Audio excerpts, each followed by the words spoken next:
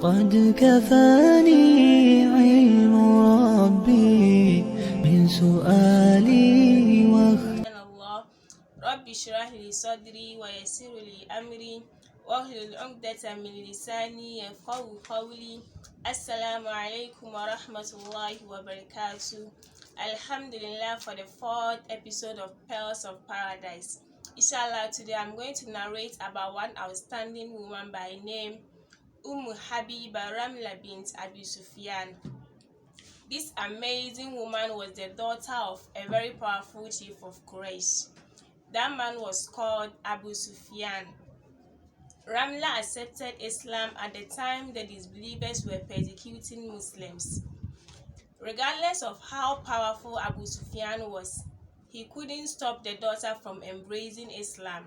He was really helpless. Ramla was married to Ubaidullah. She and the husband migrated to Abyssinia due to how the disbelievers were torturing them. When they got to Abyssinia, Ubaidullah decided to revert back to Christianity. He became a drunkard and later passed away in Christianity. Afterwards, Ramla became a widow. When she became a widow, she always devoted her time to the upbringing of the daughter and always praying and meditating to Allah subhanahu wa ta'ala. One day, she had a dream and heard someone calling out her name, Mother of Believer. After this dream, the Prophet Muhammad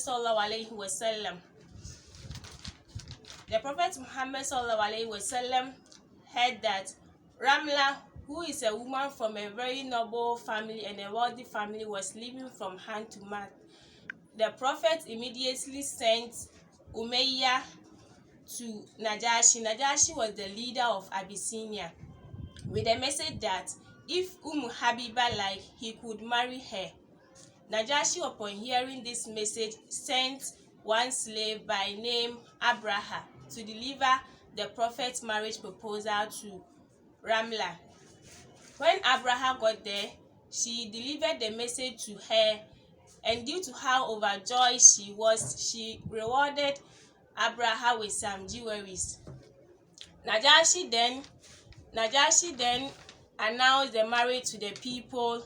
All of them gathered at the place of Najashi, and they celebrated the marriage between the Prophet Muhammad and Ramla. Najashi gave Ramla 400 dinars as her dowry.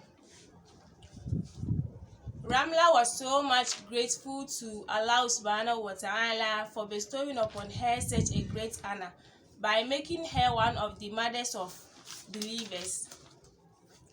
Looking at Ramla, she was more or less like a princess, but due to the love that she was having for Allah subhanahu wa ta'ala and the Prophet, she left all the luxury in their family and left for Abyssinia with the husband. Later, when she became a widow, she was so much steadfast to the deen. As Allah subhanahu wa ta'ala told us that وَمَنْ يَتَّقِ اللَّهَ يَجْعَلْ لَهُ مَخْرَجًا, and whoever fears Allah, He will make him a way out. Ramla feared Allah so much. He was so much conscious to Allah subhanahu wa ta'ala. She put her trust in Allah, and Allah granted her the opportunity to marry the Prophet Muhammad sallallahu alaihi wasallam. Due to how prayerful she was to Allah subhanahu wa ta'ala, gave her the opportunity to marry the Prophet.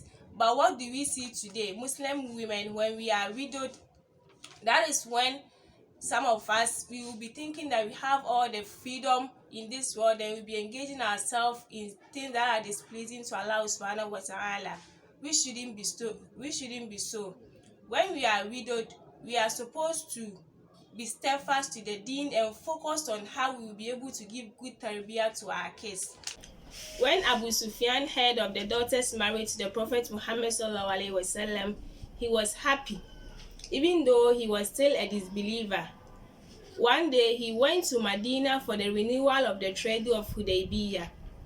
He decided to pay Ramla a visit. When he got to the house, he saw a light mattress and was about to sit down. Ramla quickly rolled up the mattress. Abu Sufyan then asked, why is he not worthy of the mattress, or the mattress is not worthy of him? She replied, the father, that mattress belongs to the pure and clean prophets. It doesn't deserve an idol worshiper like the father. He was really embarrassed. He declared his faith in Islam at the time Islam conquered Mecca. It was reported in Sahih Bukhari that when Ramla heard of the news that the father has reverted to Islam, 3 days after he passed away, she applied perfume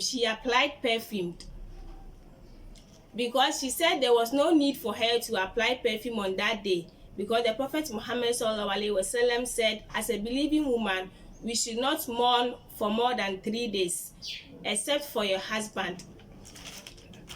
Looking at the incident that the father visited Ramla, due to the respect that she was having for the Prophet, she refused the father from sitting on the mattress that belongs to the Prophet.